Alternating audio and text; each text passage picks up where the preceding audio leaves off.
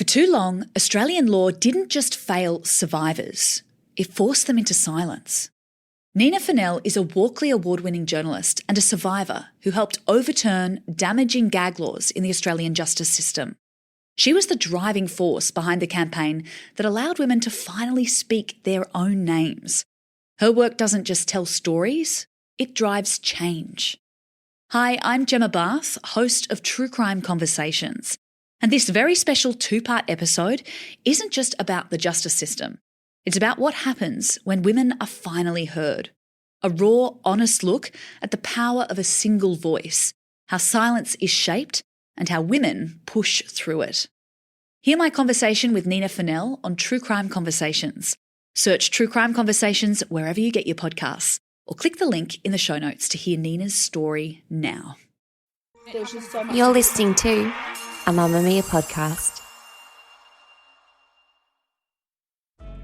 Everyone go get tested for syphilis. Yes, essentially, exactly. Everyone gets tested for syphilis as part of the STI screen. It's making its comeback and it's not fun. It's not the vintage kind. Yeah, it's not like a cool retro outfit, guys. No. We don't be getting around being like, hey, syphilis is back. I'm seeing it in people in their 50s, in their 60s, so it's not just a young person's disease.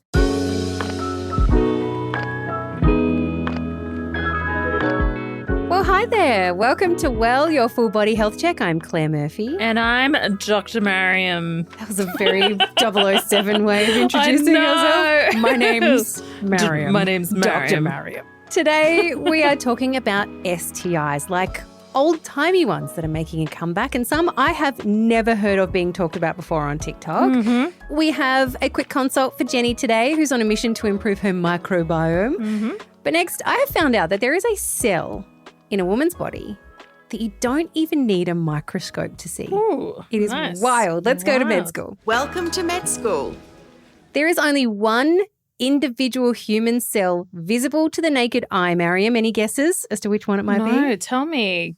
It's human eggs. Ooh. Yeah, so eggs are the largest cell in the human body. They are about 0.1 millimetres in diameter.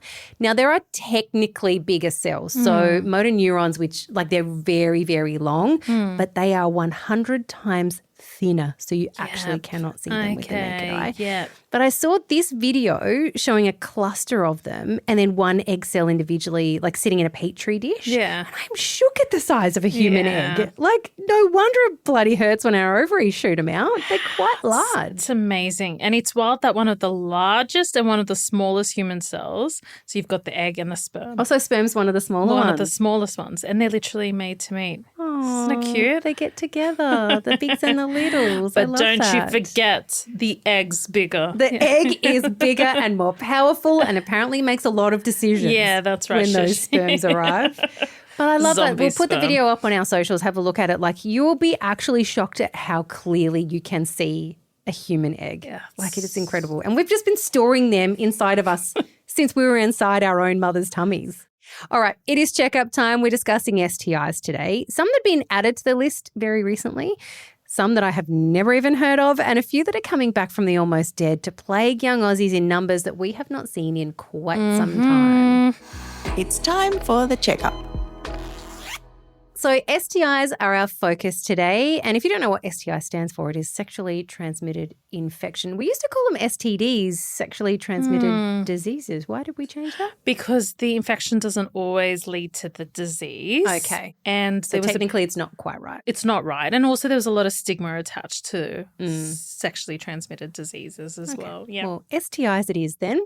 There are some new ones, some old ones. Yes. Ones that are slowly on the road to extinction. Which is fabulous. But Mariam, I want to ask you this because you're a bit younger than me. Yeah. But do you remember or have you been told about the Grim Reaper ads? I've been told about the ads. I was born in that era. So okay, but you don't remember seeing them when they came on TV? My parents didn't put me in front of the TV as an infant. I was less than 10. Yeah. So I was still maybe 8 or something when they started playing on free-to-air television.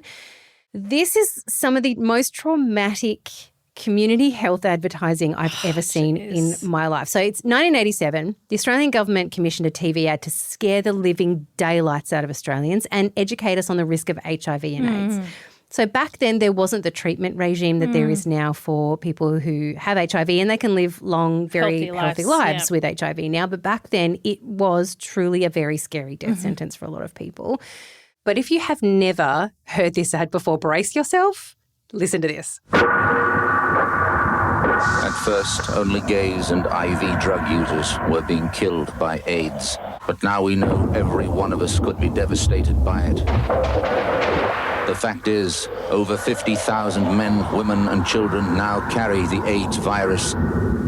That in 3 years, nearly 2,000 of us will be dead. That if not stopped, it could kill more Australians than World War II. But AIDS can be stopped, and you can help stop it. If you have sex, have just one safe partner, or always use condoms. Always. There are little girls, like with cute little braids, a mum holding a baby, and they're essentially all being bowled over because they are the 10 pins in a bowling alley, these humans, and they're being bowled out by big, giant, scary Grim Reapers, and you literally see them get hit by bowling balls and they go flying off. Did it scare us? Yes, absolutely, 100%. Did it mean we never had unprotected sex? Well, not 100% of the time, obviously, but it did put a dent in the numbers of STIs in general in Australia at the time. The HIV/AIDS scare of the 1980s changed the way that we looked at sexual partners. And then we also were made aware of like this flow chart of if you have sex with someone, you don't know how many people they've had sex with. You don't know how many people those people have had sex with. And so there's this big exponential flow chart of like if you've slept with one person, technically you might have slept with hundreds from their background. So you just don't know. But it seems now, Mariam, a bit of that fear has worn off in 2025. Are you seeing what I'm seeing being reported in the news and that some STIs are presenting in your clinic that we haven't really seen in a while? Yeah, so I'm definitely seeing the shift. STIs are on the rise. So I'm definitely seeing a lot more positive tests, especially amongst young people under the age of 30. Chlamydia remains most commonly reported symptom. I'm probably picking one every week, to be honest.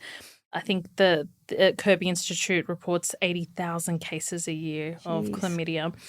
Gonorrhea rates have tripled in the past decades. Syphilis, something I'd never thought I'd see, is something I'm seeing. Like regularly? Yeah, well, I've picked up a few cases in the last year. We almost wiped it out. It's making a complete comeback, particularly in regional areas and among young women as well. What I find has changed is the attitude. There's less stigma, which is amazing around sex. That's fantastic. But there's also a bit of complacency. I'm finding people think it's just chlamydia. I'll get antibiotics. Like, who cares? Whatever. Life goes on. But untreated STIs, I think people really need to realise they can lead to disease processes. You can get infertility, pelvic inflammatory diseases, chronic pain. It can increase risk of other STIs like HIV transmission. What we need now isn't another fear campaign. We don't need another one of those ads. If someone wants to bring back those Grim Reapers, it certainly scared the bejesus out of me. But we need a kind of awareness, one that's honest, sex positive and grounded in science. People respond better to empowerment than to shame. So it's all about education, accessibility and open conversations that will make the real difference, especially having these conversations earlier on. So like before people start exploring sex. Yeah. Do you know it's so interesting when we're talking about things like syphilis. Like when you're at school and you're learning about like Mad King, whatever, Henry, Arthur, George, whatever they might have been, like the reason they were mad half the time is because they had syphilis. Syphilis is crazy. It can get into your brain. I know. Like you need to think about this stuff. But what advice do you have for young Aussies in particular listening to this who might be taking some risks and having some unprotected sex? Just really about what not getting tested does. Okay. So unprotected sex, I know for a lot of people who are sexually active in the moment, it can feel like what's the worst thing that can happen right now? Quite a bit can happen, okay? So it's not just about risking a pregnancy. You're opening the door to a whole range of infection. And here's the sneaky part. Most STIs, They don't announce themselves. You're not going to get symptoms the next day. There's no flashing lights, no dramatic symptoms. They just hang out and they can cause damage while you feel totally fine and go about your day. Chlamydia is a big one. It's super common, especially in young people, like we mentioned. But if it's not treated, like it's a really common cause for pelvic inflammatory disease, which can cause infertility or long-term pain. So 30-year-old you is going to be pretty pissed off at 20-year-old you for not taking it more seriously. Gonorrhea can do the same thing. And just to make it more fun, it's getting much harder to treat because of antibiotic-resistant. Then there's herpes. That one's loyal. That will stick with you for life. And then there's HPV, which most people will get at some point in their life. And if it's not screened properly or during the time frames for screening, it can lead to cancers. And HIV, while we've made amazing progress in treatment, it can still change your health for life as well. So yes, skipping the condom isn't just a small risk. It's a big one. And oh God, I want to reiterate this. The birth control pill prevents pregnancy. It does not stop you from getting an STI unless you consider a baby an infection. That's not how it works. So great for preventing pregnancy, but zero protection against STIs.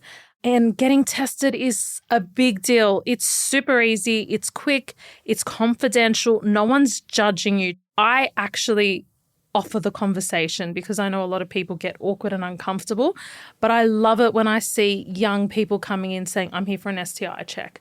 So you might be in that moment where someone is coming in to talk to you, like you potentially are exposing an uncomfortable situation where a partner's been unfaithful or something like that, exactly. Right? So I say for every person who's started a new relationship or about to engage in a new relationship, get tested beforehand. It saves a lot of awkward conversations for down the track if anything was to happen. And let me tell you, it happens more often than you think. And it also gives you that comfort as well, knowing you're going into this relationship and you're not going to be transmitting anything to your partner. So, and people should be getting tested often. So every time you have unprotected sex, you need to get tested. Yep. And we talked about this like it's a young people's thing, but it's not. It's not. And I've got some friends around me who have been divorced from a partner and have back in the game, back out in the game, and that's great, and they're having a great time. But I've had, a friend contract an STI from that experience. And so, like, this is not just a young people's game. We've all got to be on that, right? And I think people that go back in the game have that kind of attitude where, like, these things weren't around back then. Well, things have changed. Things are increasing. Do not trust that person if they're like, I'm tested, I'm fine. No, wrap it up. Yeah. Unless you actually see their results like dated. Exactly. The day before, like don't. Yeah. Yeah. So wrap it up, get tested. It will just save you so much stress later down the track. Yeah. Amazing. Okay, next, our expert, Dr. Besser, is going to take us through some of the STIs making their comeback, how to treat them, what happens if you don't. We'll discuss a new STI that was recently added to the list and some that are being talked about on social media that I have never even heard of.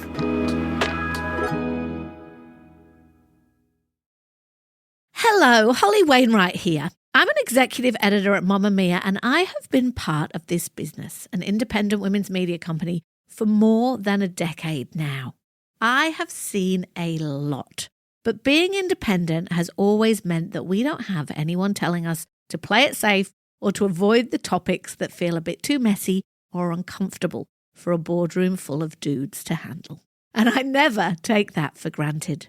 If we help you feel a little bit less alone or more connected through the conversations with fascinating women that Kate Langbrook's having on No Filter or one of our other shows, or if we help you feel more informed with the stories that your group chat is really reading on the Mamamia app, please consider, please, becoming a subscriber. Because your support really helps us keep telling the stories that matter to Australian women. As a Mamamia subscriber, you get unlimited access to everything. Every article, every video, and every single podcast we make. You can even move with me. Subscribers get full access to our at-home fitness app, including my new weights program, launching soon, I promise, with an expert and not just me. Subscribe to Mamamia today. Support independent women's media. There's a link to do that in our show notes. Our expert today is Dr Melanie Besser. We started off our chat with her by asking about the comeback of some old school STIs that we thought we'd never hear from again. We wanted to start off today because there's been quite a few headlines getting around about the resurgence of certain STIs that we thought were kind of fading away into obscurity almost, but things like syphilis, gonorrhoea and chlamydia, things that we associate with like Victorian royalty. Do we have any idea in Australia what's happening to impact those numbers and how bad is it actually getting?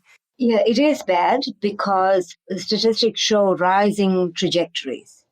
So we need to get in there to try and curb this degree of activity.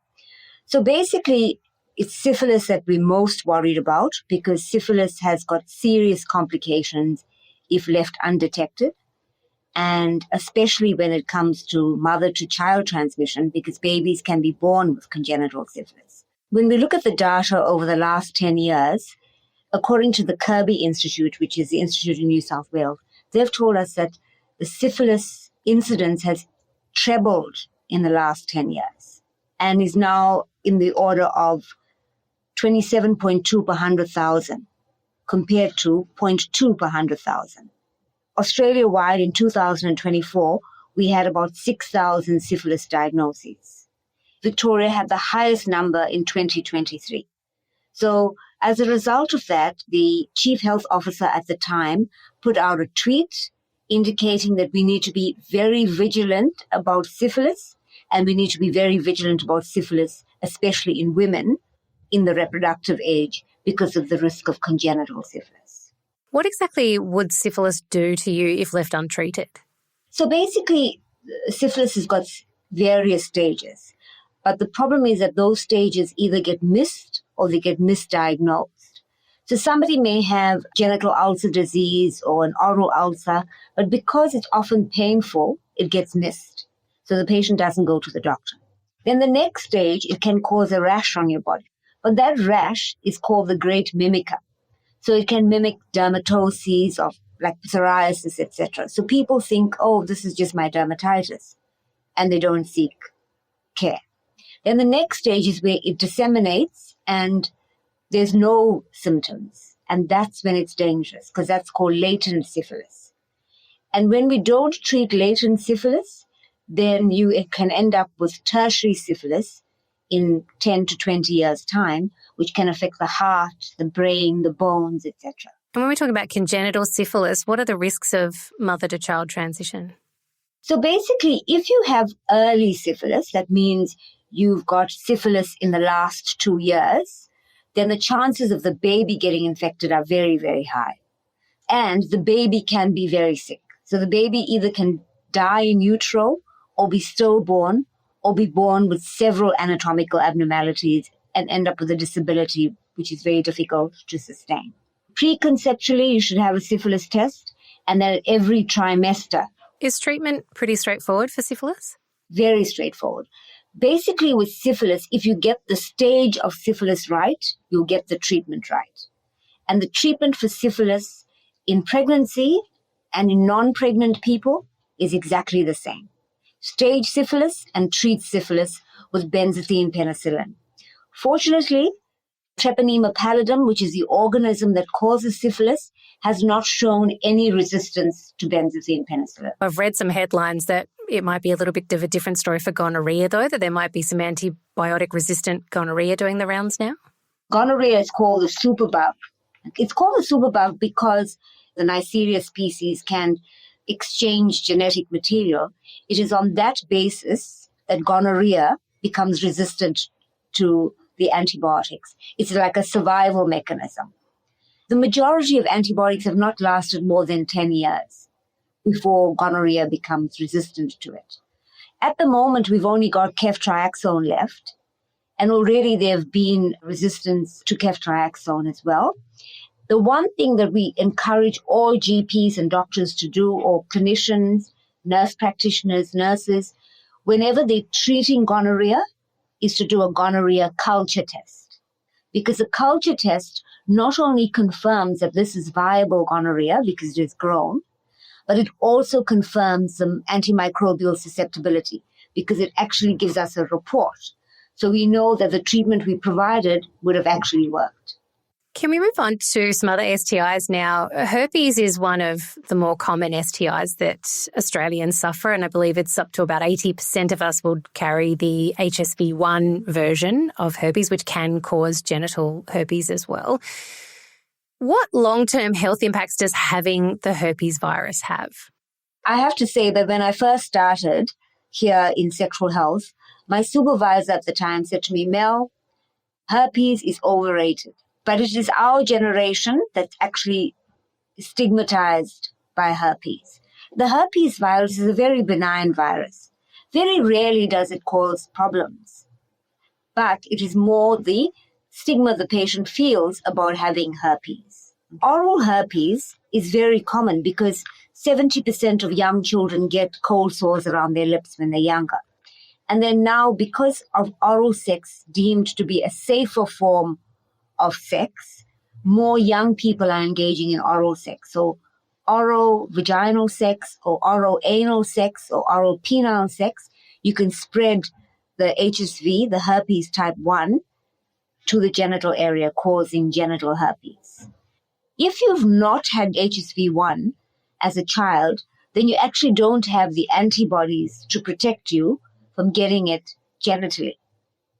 The only thing is, though, if you have herpes, cold sore herpes as a child, by the time you reach adulthood, there's a little bit of discussion about waning antibodies so that protection can be lost. And that's when the individual is at risk of genital herpes. What about HIV, Melanie? Because we've been reading about how it is so much more treatable now. People live very long, healthy lives with HIV, whereas it was a very different story in the 1980s, for example.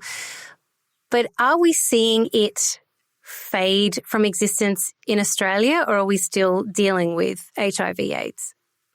No, I think in Australia we're still dealing with HIV/AIDS, but it is definitely decreasing in incidence and more people are living longer with HIV.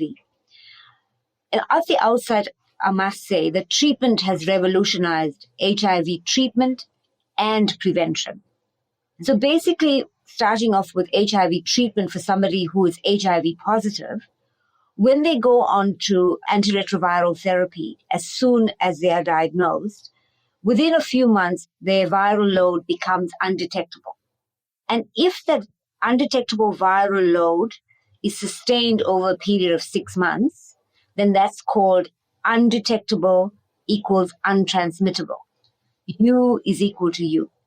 So individuals with HIV can safely have sex without a condom with someone if their viral load is less than 200 copies. Honestly, that has revolutionized HIV incidence.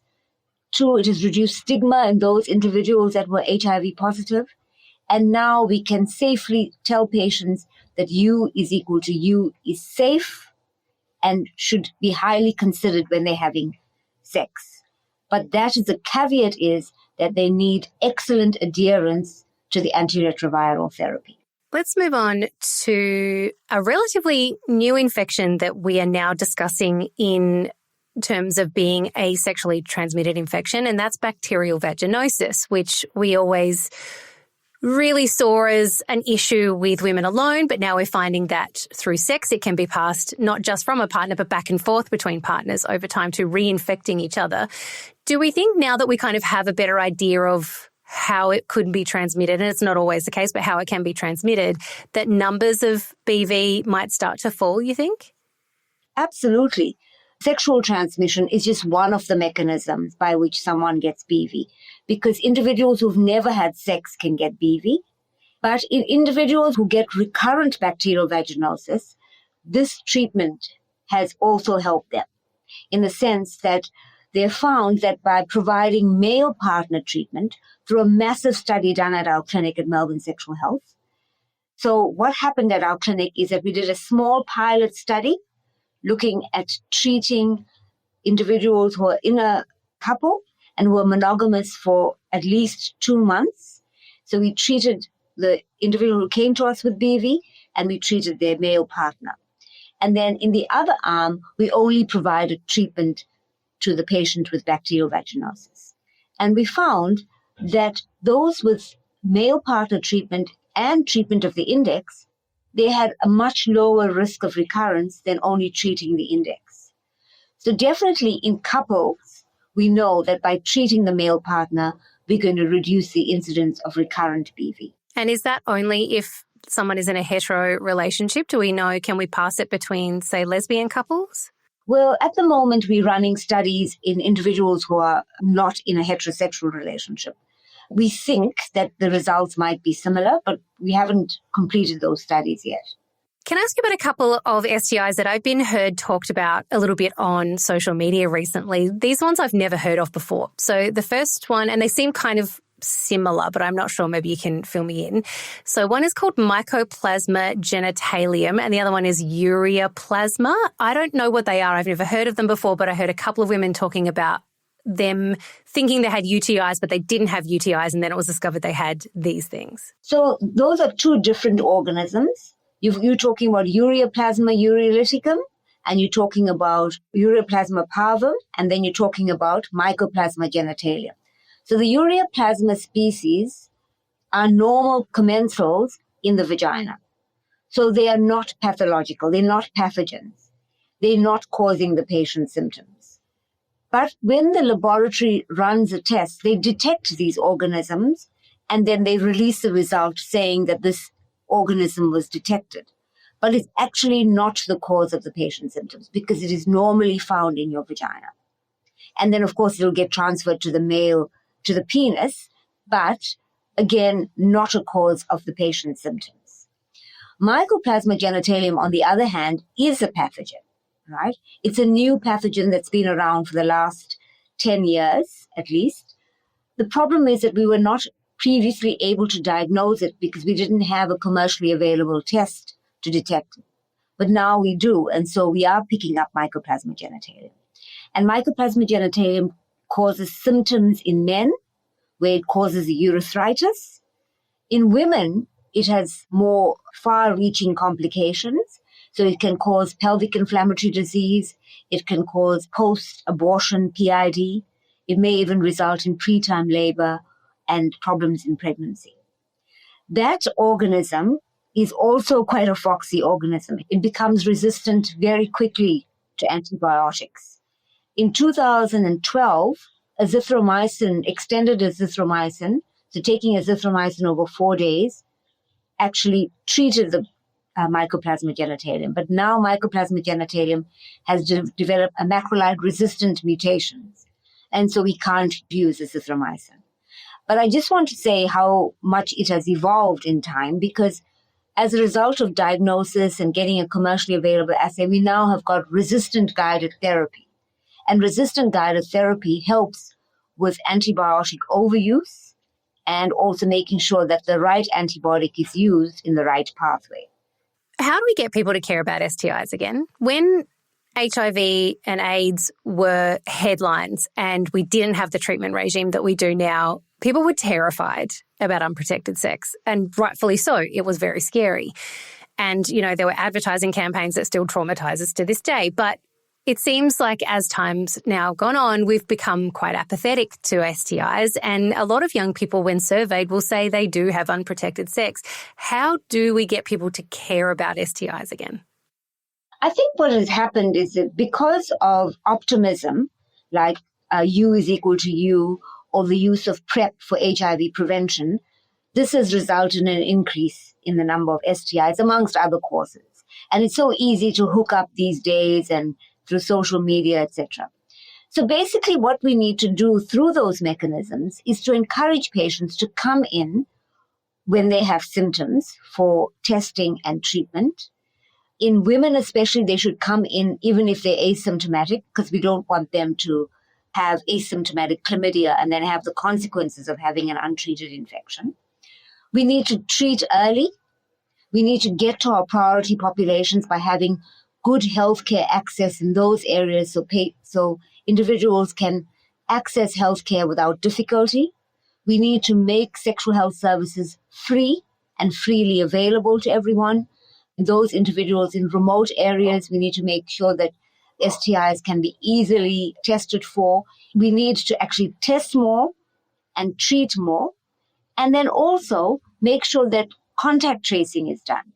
So letting their partners know, and we've got anonymous websites now, like the Let Them Know website, where individuals can go on and anonymously let someone know that they've got an STI if they are feeling unsure about confronting that person or talking to that person. So there are definitely ways in which this can be done. And of course, we need more resources. We need more nurses and nurse practitioners and sexual health physicians to advocate for us so that sexual health is regarded as an important priority when funding is distributed for healthcare. So the message I got from that, Mariam, is just everyone go get tested for syphilis. Yes, essentially, exactly. Everyone gets tested for syphilis as part of the STI screen. It's making its comeback and it's not fun. It's not the vintage kind. Yeah, it's not like a cool retro outfit, guys. No. We don't be getting around being hey, syphilis is back. I'm seeing it in people in their 50s, in their 60s, so it's not just a young person's disease. And it can cause serious issues if you miss it. But the good news is totally treatable if you catch it early. So get tested, not just for syphilis, get that whole STI panel, stay safe, stay smart, and let's just keep the throwbacks for fashion. Today's quick consult is on the way next. Jenny's concerned about her gut microbiome and she's worried about it being seriously lacking.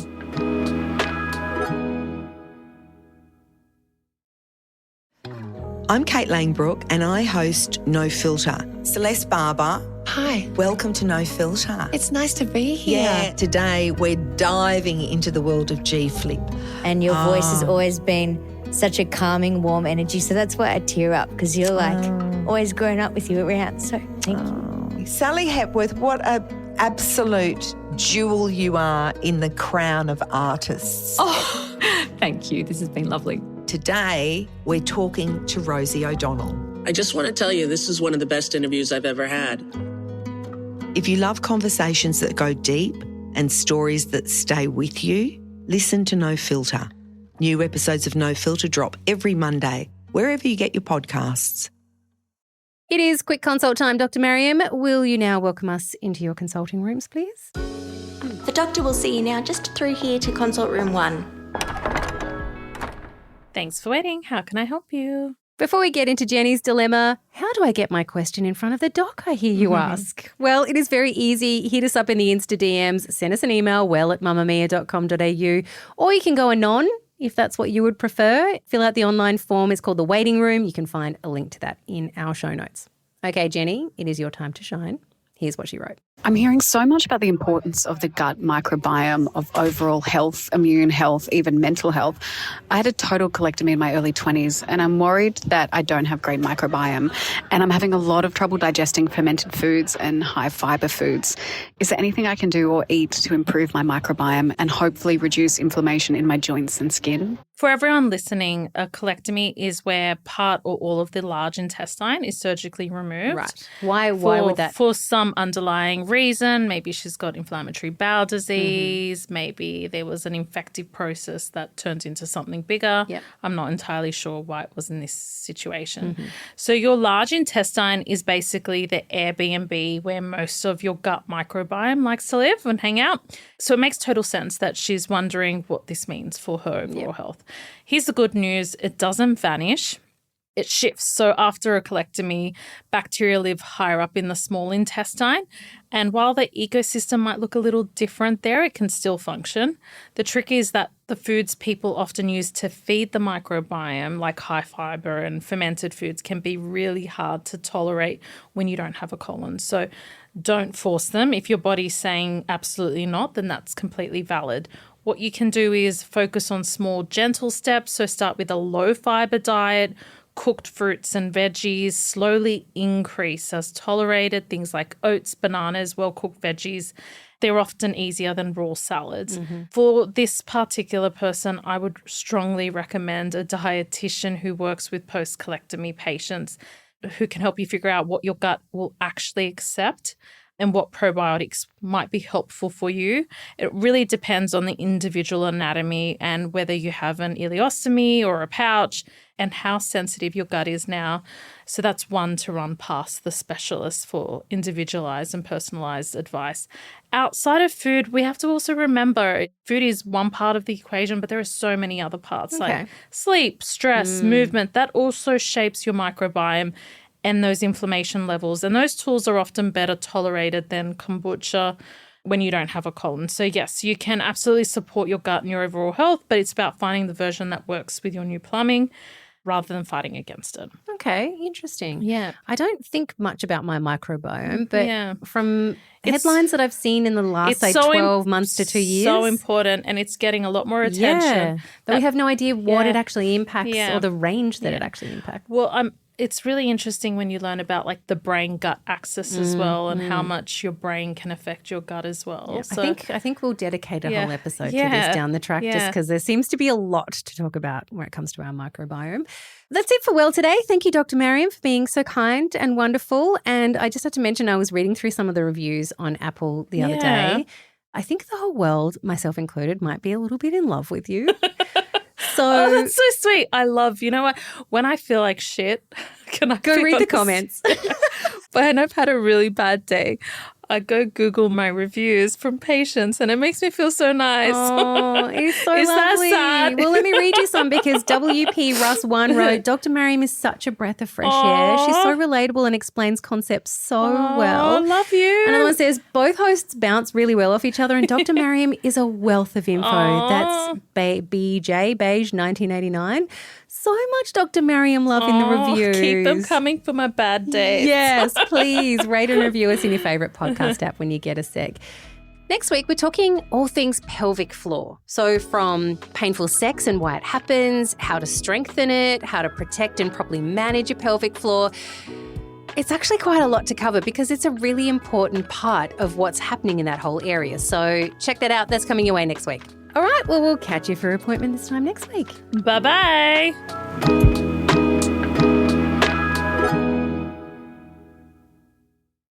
Mamma Mia acknowledges the traditional owners of the land we've recorded this podcast on, the Gadigal people of the Eora Nation and the Wonnarua people. We pay our respects to their elders past and present and extend that respect to all Aboriginal and Torres Strait Islander cultures.